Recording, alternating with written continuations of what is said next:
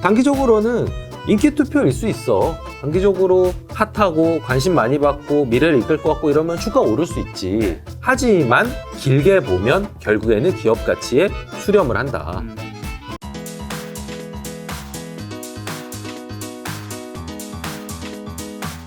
오늘 책은 워렌 버핏 5 2021입니다.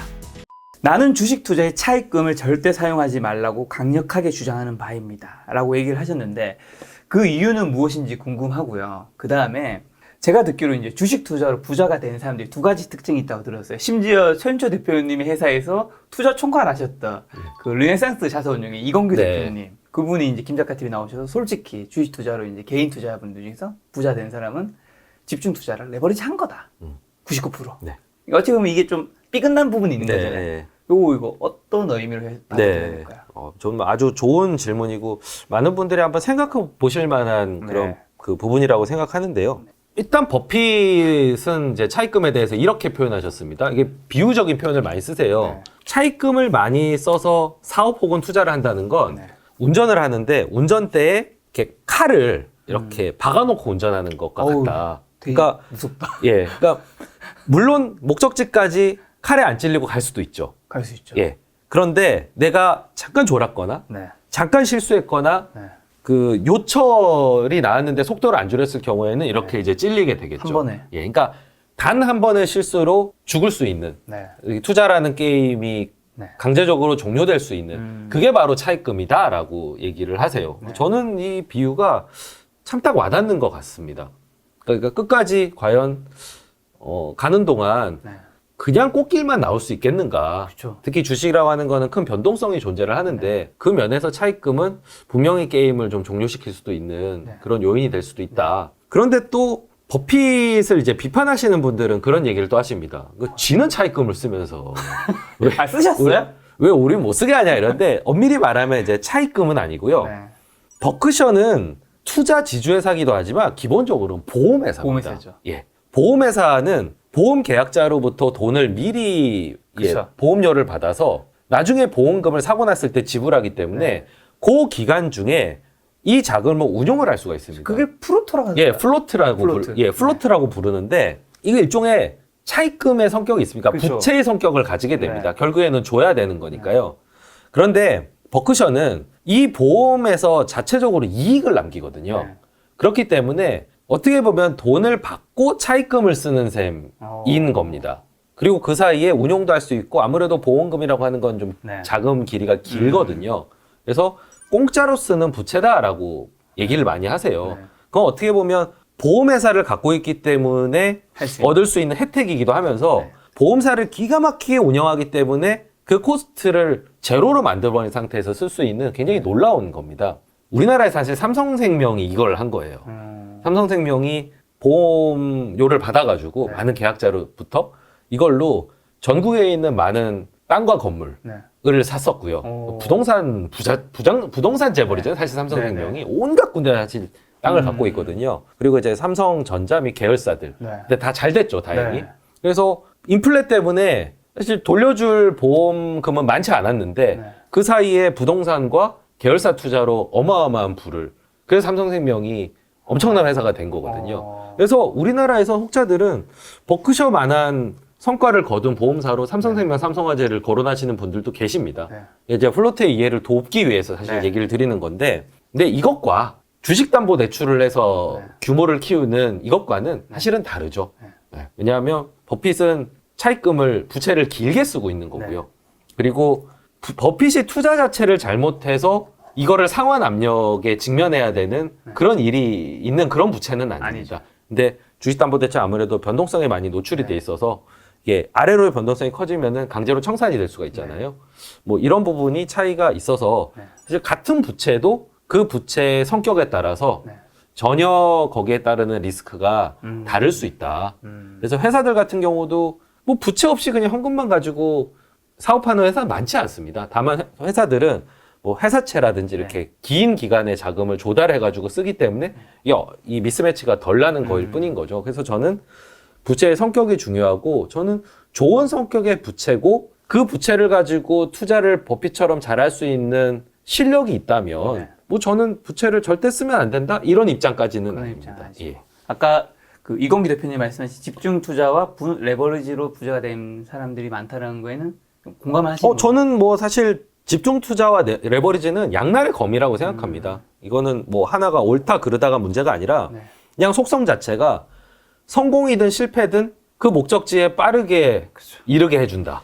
그러니까 우리가 직접 거론하지 않는 분들도 사실은 레버리지 때문에 네. 저희가 현재 거론하지 않고 있는 걸 수도 있고요. 성공하신 분들은 또 그만큼 저희가 뭐 70세, 80세 자산가가 되신 분들을 거론하진 않잖아요. 좀 젊으신 분들 중에서 저희가 그런 분들을 대단하다라고 평가하는데 대부분 그런 분들을 목적지에 빨리 가는 방법으로서 레버리지를 쓰신 분이 많은 거죠. 근데 최근 이슈 중에 그 빌황의 네. 아케고스의 네. 케이스를 보시면 빌황은 굉장한 실력자십니다. 저도 몇 번 이제 뵀었었고 그분의 어떤 종목 보는 안목이나 네. 배팅 능력 이런 거는 뭐 저는 월드 클래스라고 생각을 했었거든요. 그런데 부채 때문에 한순간에 이제 그렇게 되는 걸 보면서 네. 역시 부채는 무섭긴 무섭다. 진짜 양날의 예, 그 이슈도 한 번은 돌이켜 보셨으면 좋겠어요. 좀 규정적으로 사고하시면 좋겠고요. 네. 저는 부채를 절대 쓰면 안 되는 쪽은 아닙니다. 잘 쓰면 좋겠다. 그리고 좋은 성격의 부채를 쓰시라. 알겠습니다. 또 책에 보니까 그 비트코인 얘기도 좀 나오더라고요. 찰리 이거 먼거가 뜨거운 감자죠. 굉장히 예. 이제 센 멘트를 던졌습니다. 여러분 저희 멘트가 아니라 찰리 먼거가 한 말이라는 예. 거 꼭 기억해 주시고요. 감기일 뿐입니다. 남들이 똥을 사고 파는 모습을 보고서 자기도 빠질 수 없다고 똥거래에 뛰어드는 꼴입니다라고 했는데 이 버핏과 찰리 먼거는 이 가상화폐를 어떻게 바라본 걸까요? 네. 왜 투자하지 않는 걸까요? 가치 투자자 입장에선 네. 뭐 비트코인이든 뭐든 내재 가치가 측정되지 않는 그 현금 흐름을 내재하는 자산에 대해서는 기본적으로 좀 보수적인 입장이고요. 네. 그리고 스킴 자체가 시세가 올랐기 때문에 이 시세가 계속적인 뒤에 수요를 부르는. 그래서 여기에 참여하는 사람들이 이제 나보다 더 뒤늦게 들어오는 바보를 기다리는 어떤 그런 스킴으로 들어가면 굉장히 마음이 불편하고 이게 좀 과감하신 분들은 폰지 사기? 뭐 약간 이런 식으로까지 이제 네. 표현을 하시거든요. 그러니까 기본적으로는 그렇게 좋게 보기가 어려운 게 사실이고 경계심을 좀 높이는데 네. 버핏은 그나마 네. 그게 좀 돌려서 까시는 네. 스타일이세요. 근데 이제 찰리 먼거는 지금 돌아가실 날이 얼마 안 남은 거의 이제 100세 가까이 되시기 야, 때문에 이제 무서울 게 있겠습니까, 지금. 표현에 예. 필터가 없군요. 예, 아주 그냥 센 표현을 그냥 가감없이 하세요. 똥을 싸고 파는. 근데 이것도 최근 주총에서 하셨던 발언에 비하면은, 이때는 화가 좀 덜 나셨나 보다 싶은데. 뭐라 하셨는데요? 이번 주총에서 비트코인은 역겹다라고, 디스커스팅이라고 표현하셨습니다. 야, 굉장히 무서운 얼굴로. 그런 표현을 해도 예. 괜찮은 거군요. 무서울 게 뭐가 있겠습니까? 보통 우리나라에서 이제 그런 발언을 예. 했다가는 이제 또 되게 굉장히 이제 좀. 실제로 그렇게 생각하시는 것 같고요. 네. 이제 제가 아까 말씀드렸던 그 부분들에 대해서 경계심을 많이 불러일으키고 싶으셨던 것 같습니다. 예. 대표님도 당연히 이제 워렌 버핏 리틀이시니까 가치 투자로서 뭐 당연히 비트코인 이런 쪽을 당연히 보지 않으시겠죠? 그 애초에 이거를 만든 분, 네. 사토시라는 네. 가명을 쓰시는 그분은 이런 가상 자산의 어떤 시장에서 막 이 시세가 오르고 그거를 의도하셔서 만드신 거라고 생각하지는 않습니다. 어떻게 보면 그 금융위기 때 막 돈을 찍어내는 그 네. 중앙 정부에 대한 어떤 불만, 그 다크나이트를 보면 네. 조커가 이 돈뭉치를 태우면서 맞아. 중요한 건 돈이 아니라 메시지다라고. 그러니까 사토시의 메시지는 사실 이걸로 가상자산으로 부자가 되시게라기보다는 탈중앙화. 믿을 수 없는 정보의 탈중앙화에서 우리가 어떤 체인을 이뤄서 서로 인증하고 하는 어떤 화폐? 이런 메시지를 주고 싶었던 것 같아요. 네. 거기서 때 파생되는 어떤 또 블록체인의 기술들, 이런 것들은 저도 기대가 되는 부분들이 있는데, 과연 그분이 현재의 현상을 원하셨을까? 되게 궁금하네요. 어떻게 생각하시지? 네, 라고 생각한다면 이걸 의도하지는 않지 않으셨을까? 그리고 저는 기본적으로 가치투자 입장에서는 꼭 비트코인뿐만 아니라 일단 내재 가치를 측정하기 어려운 거에 대해서는 일단은 판단을 유보하는 편입니다. 찰리 먼거처럼 뭔가 센 발언을 좀 기대해봤는데. 저도 뭐 100세 가까이쯤 되면 센 발언을 할 수도 100세 있겠죠. 때 다시 한번 여쭤보는 예. 걸로. 자, 다음은 오로지 기업의 영속적 경쟁력, 경영자의 능력과 인품, 기업의 가격을 기준으로 자본을 가장 타당하게 배분할 것입니다라는 게 이제 워렌 버핏이 이제 가치 투자의 방법인데, 실제로 이제 절친한 빌 게이츠가 사실 이번에 있었던 여러 가지 이슈를 제외하고 이전까지는 굉장히 이제 인지도라든가 그 뭔가 품성이나 이런 거에 대해서 굉장히 존경을 많이 받았잖아요, 세계적으로. 근데 빌 게이츠는 어떻게 보면 방금 전에 말씀한 영속적 경쟁력도 있는 기업이고, 그다음 경영자의 능력과 인품도 있는 기업이고 한데 왜 마이크로소프트는 안 산 걸까요? 네. 이 버핏의 굉장히 비정한 면을 보여주는 네. 건데 아무리 친해도 내가 판단이 안 서면 안 산다. 아니 판단이 안 네. 설 수 있네. 내가 정말 친한 지인이고 예. 세계적인 글로벌 기업이고 한데. 예. 그만큼 버핏의 투자 길이가 네. 길다는 걸 보여주는 것 같습니다. 그러니까 우리가 뭐 그때 시점이든 지금 시점이든 한 2, 3년 정도 생각하면 네. 마이크로소프트가 뭐 크게 변하겠어? 라고 하지만 이분은 진짜 20년, 30년 그 영구히 가져갔을 때를 가정해서 판단을 한다는 느낌을 주는 대표적인 사례인 것 같습니다. 네. 실제로 얘기를 많이 했답니다. 빌 게이츠 처음 만났을 때도 IBM에 대해서 많이 물어봤다고 하고요. 그러니까 뭐 마이크로소프트에 대해서 얼마나 많이 물어봤겠습니까? 네. 현재는 알았겠죠. 네. 하지만 20, 30년 생각했을 때 일단 미래로부터 나올 그 경제? 네. 빌 게이츠 가끔 그런 얘기 하잖아요. 우리를 파괴시키는 그 회사는 지금 있는 회사가 아니라 어디 골방에서 뭐 만들고 있는 대학생? 네. 이런 애들이 우리의 경제, 실제로 구글이 그렇게 된 거죠. 그렇죠. 그리고 뭐 익스플로러 같은 거 생각해 보시면 네. 버핏이 우려하는 일이 벌어졌죠. 크롬에게 지위를 내주고 우리 지금 익스플로러를 안 쓰잖아요. 그렇죠. 그런 일도 생겼었고. 그리고 모바일 OS에서도 윈도우 안 쓰고 이제 뭐 iOS나 안드로이드를 쓰게 됐고요. 그만큼 사실 어떻게 바뀔지 뭐, 예, 알 수가 바뀔지 알 수가 없다는 그 기술 분야의 어떤 한계 이런 것들이 있었던 거고 반대로 뭐 그럼 좋은 것도 있어야 하는 애저 같은 거 뭐 클라우드 있지 않았느냐라고 하지만 또 그 시기에 뭔가 클라우드를 네. 또 예견했다고 보기에는 또 좀 어려웠던 시기니까 그만큼 뭐 본인이 투자했던 코카콜라나 네. 아니면 뭐 철도나 네. 뭐 공구회사 이런 거에 비해서는 네. 어떤 미래의 어떤 수요의 변화, 경쟁 구도의 변화 이런 것들에 대한 걱정이 더 많으셨던 것 같아요. 근데 그런 거 치고는 또 IT주가 없는 건 또 아니세요. 네, 제가 애플 있죠. 2020년 말 보니까 애플의 지분율이 5.4%세요. 네. 아니 마이크로소프트는 안 사주고 네. 애플은 사는. 네. 어떻게 보면 약간 미국의 글로벌 이제 IT 기업 중 대표적인 기업인데 네. 애플은 왜 사신 거예요? 애플을 샀을 때 당연히 주주들이 네. 이제 의문이 많았죠.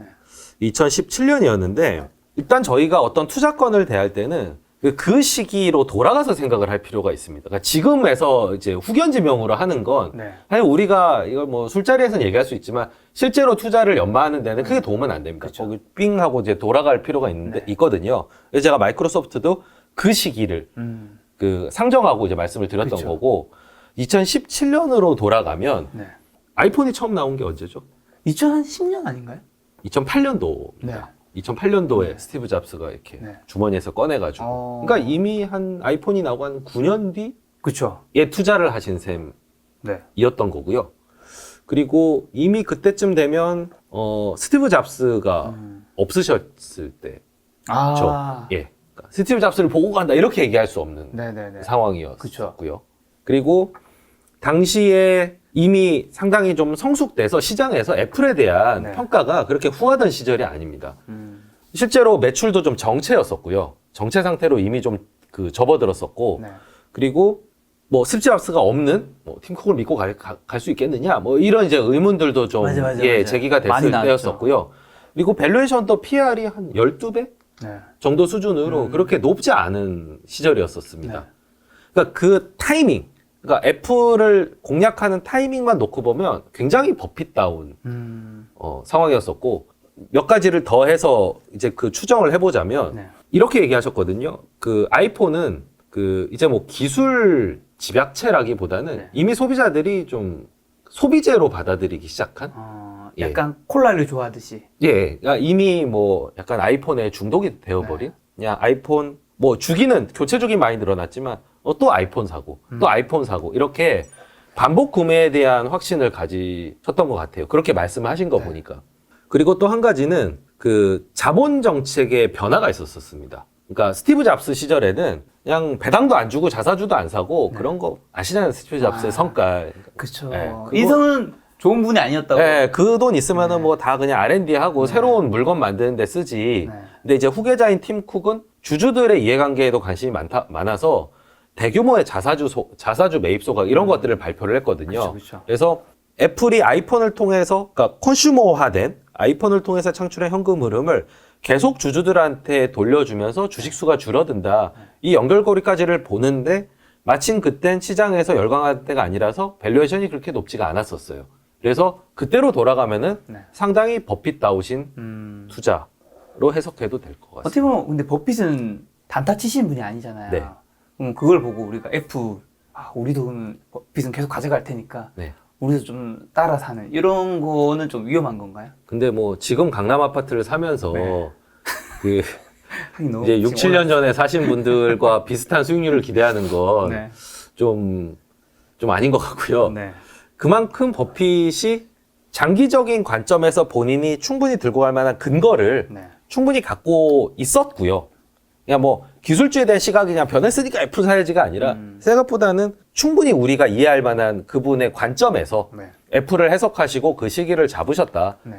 그거는 또 연장선상에서 생각하면 투자자분들께서 버핏의 그 생각에 여전히 동의한다면 네. 애플도 충분한 투자 대상이 될 수가 있겠죠. 근데 버핏 정말 대단한 거는 64년에 아메리칸 익스프레스를 샀을 때 네. 그리고 87년에 코카콜라를 샀을 때 네. 정말 그 저점을 잡고 들어가는 아, 뭔가 시장의 이 회사에 대한 편견 오해와 네. 내가 파악하고 있는 이 기업의 실체 괴리가 굉장히 커졌을 때를 이용해서 과감하게 사들이는, 사실 타이밍도 타이밍이지만 네. 많이 산다는 거 굉장히 쉽지 않아요. 저도 투자를 계속하면 느끼거든요. 과감하게 많이 사는 액션을 취한다는 게 쉽지가 않습니다. 네. 과감하게 많이 살 정도의 어떤 확신을 가지고 들어가는 그런 면모는 애플 투자 때도 충분히 네. 발휘가 됐다. 그 연장선상에서 저는 그냥 애플 투자를 네. 이렇게 해석하지, 뭐 철학이 바뀌거나 IT에 대한 생각이 바뀌었다. 그렇게 따지면 사실 마이크로소프트 사야 돼. 마이크로소프트는 안 사시잖아요. 그럼 마이크로소프트 얘기했고 네. 이제 애플 얘기했으면 테슬라 얘기를 또 안 할 수 없죠. 테슬라, 앨런 머스크, 찰리 먼거와 워렌 버핏은 어떻게 생각하나요? 일단 이분들은 자동차 주식은 네. 그렇게 좋아하지를 않습니다. 네. 그리고 기술 변화가 매우 빠른, 그러니까 애플만 하더라도 이미 기술 변화가 좀 완만해졌을 때를 좋아하시잖아요. 네. 빠른 거 좋아하시지 않는데 여전히 전기차는 관심이 있으시겠죠. 왜냐하면 비아디를 갖고 계시잖아요. 네. 비아디 대주주 중에 한 명이거든요. 버크셔가. 관심은 있겠지만 저는 기본적으로 뭐 자동차 주식을 그렇게 선호하지도 않고 어떤 기술이 명확하게 보이는 시기가 아니기 때문에 그냥 비아디 정도로 일단 만족하시면서 그냥 지켜보시고 투자 판단은 보류하실 것 같아요. 근데 저는 사실 제가 다른 방송에서도 테슬라 얘기를 물어보셔가지고 네. 제가 그때 뭐라고 말씀을 드렸냐면 일론 머스크가 대단한 경영자, 세상을 바꿀 만한 혁신가이긴 하지만 제가 좋아하는 스타일은 아니라고 얘기를 했거든요. 그러니까 저희는 기본적으로 좀 예측 가능하지 않은 경영자를 그렇게 좋아하지는 않습니다. 저랑 안 맞는 거죠. 팀쿡 좋아하시겠네요. 뭐 팀쿡도 그렇고 뭐 기본적으로는 그냥 안정감을 느끼고 싶어 합니다. 그 안에서의 어떤 혁신과 도전을 좋아하지 네. 무슨 말 할까봐 약간 겁이 나는 그런 스타일을 선호하지는 않거든요. 어떤 트윗을 남길까? 예, 그러니까 저희가 좋아하는 CEO들 대부분은 좀 로우 프로파일인 경우들이 많아요. 그러니까 막 많이 드러나지 않으신 분들이 많거든요. 저는 버핏이 보는 시각도 비슷하지 않을까 싶습니다. 일단은 CEO에서 네. 그렇게 많은 점수를 주시진 않을 것 같아요. 지금 버핏이 버크셔에서 가지고 있는 거 보니까 코카콜라를 제가 예전에 가지고 있다는 얘기를 들었는데 아직까지 10% 가까이 갖고 계시죠. 네, 지분율이 9.3%. 예.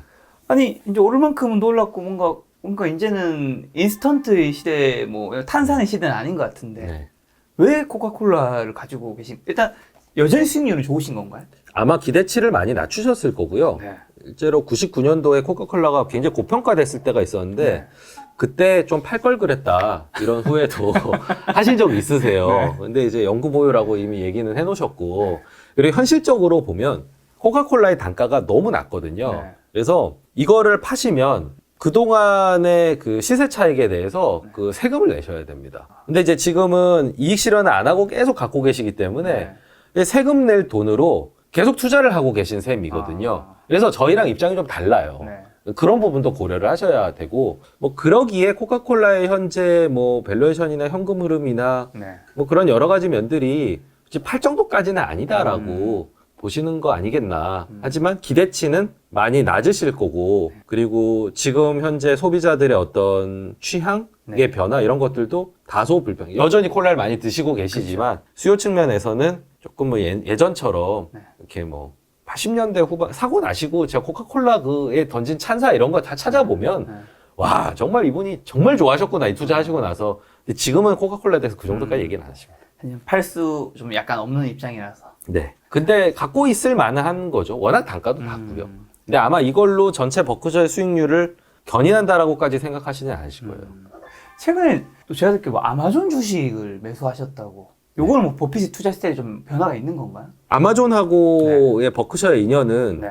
2000년으로 돌아가는데 그때 이제 99년에 아마존 한참 핫하다가 IT 버블 꺼지면서 아마존이 굉장히 힘들던 시절이 있었었거든요. 네. 그때 채권을 사신 적이 있으십니다. 그러니까 아마존에 대해서 전혀 모르시지는 않는다는 얘기죠. 채권을 샀다는 거는. 그때는 이제 안 망한다에 베팅을 한 거고 얘가 얼마나 번성할 건지까지는 내다보시지는 못하셨던 것 같아요. 버핏도 사람인데 어떻게 지금처럼 그쵸. 아마존 될 거다 이거는 뭐 사실 후견지명에 가까운 거고요. 네. 계속 보셨겠죠. 왜냐하면 유통주를 기본적으로 좋아하세요. 네. 유통회사도 많이 갖고 계시고 월마트, 코스트콤 이런 거뭐 계속 보시거든요. 네. 그래서 저는 아마존을 계속 보셨는데 네. 의구심을 하나하나씩 좀 내려놓으셔서 지금 아마존을 그래도 살 수 있다. 아마존에서 높은 평가를 실제로 먼거도 그렇고 주총에서 하셨거든요. 그리고 꼭 두 분이 안 하셨더라도 버핏의 후계자 2명이 있습니다. 토드 콤스와 테드 웩슬러라는 분이 있는데 이분들이 그냥 결정했을 수도 있어요. 저희가 내막은 정확하게는 모르지만 그렇죠. 어쨌든 유통에 대한 충분한 지식이 있으신 상태에서 네. 많은 의구심을 내려놓고 아마존을 사셨는데 여전히 가격은 마음에 안 드시는지 많이 사시진 않더라고요. 많이 사시진 네. 않으셨다. 아마 쌌으면은 애플처럼 사셨을 텐데 애플처럼. 그렇게까지는 사진 않는 것 같고 또 먼거의 발언을 그 해석을 해보면 아마존, 구글에 대한 질문을 주총에서 많이 받으시거든요. 네. 지금이라도 사야 되는 거 아니야? 주주들 뭐 물어볼 수 있지 않습니까? 그렇죠. 한국에서 삼성전자 물어보듯이. 예, 근데 먼거는 굳이 따지자면은 구글을 못 사서 다 아쉽다라고 얘기를 하세요. 예, 아마존보다는. 근데 왜 구글을 안 사고? 그러니까 지금은 또 아니라고. 투자 이렇게 어렵습니다.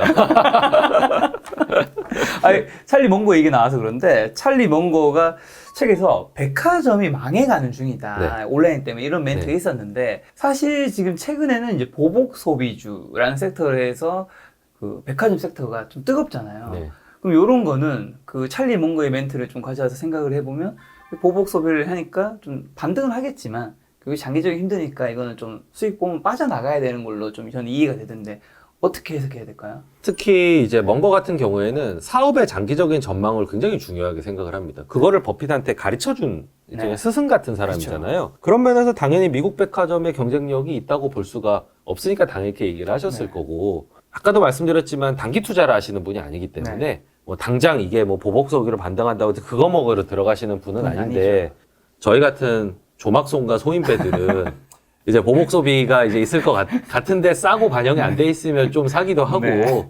뭐 그럽니다. 그리고 저는 미국 백화점보단 그래도 한국 백화점이 좀 더 경쟁력은 있다고 생각해요. 비즈니스 모델 측면이든 아니, 저 구조성 대표님의 표정과 멘트에서 추측하건데 네. 백화점 섹터의 주식이 조금은 있으신 것 같은 느낌 들었어 방금 전에. 저는 사실은 한국의 백화점의 경쟁력이 상당히 있다라고 네. 보기 때문에 네.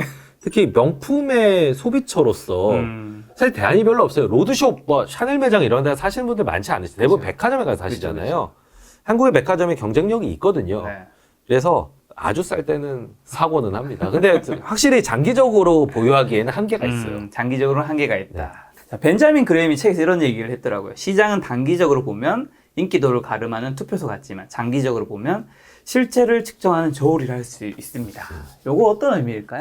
이거 정말 시장의 속성에 대해서 정확하게 짚어낸 말이고 저도 이 말 되게 자주 씁니다. 그러니까 가치 투자를 반박하시는 분들 하시는 얘기가 아니 기업 가치가 높다고 해서 다 주가가 오르는 게 아니고 이상한 것도 오르고 이러는데 그 안 되지 않느냐라고 얘기하시는 거에 대한 반박이 단기적으로는 그럴 수 있어 라는 말씀을 하신 거예요. 단기적으로는 인기 투표일 수 있어. 단기적으로 핫하고 관심 많이 받고 미래를 이끌 것 같고 이러면 주가 오를 수 있지. 네. 하지만 길게 보면 결국에는 기업 가치에 수렴을 한다.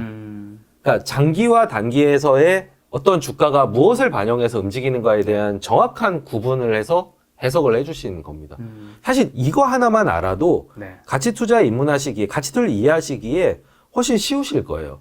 그러니까 저는 어떤 생각을 갖고 있냐면 일종의 타임 아비트라지를 한다는 생각을 갖고 있어요. 시간 차익 거래를 한다고 많이 생각해요. 그게 어떤 의미냐면 단기적으로 무작위로 움직이는 이 주가를 이용해서 네. 뭐 인기가 있는 거 많이 올랐으면 인기가 없는 거는 주저앉은 것도 있을 거잖아요.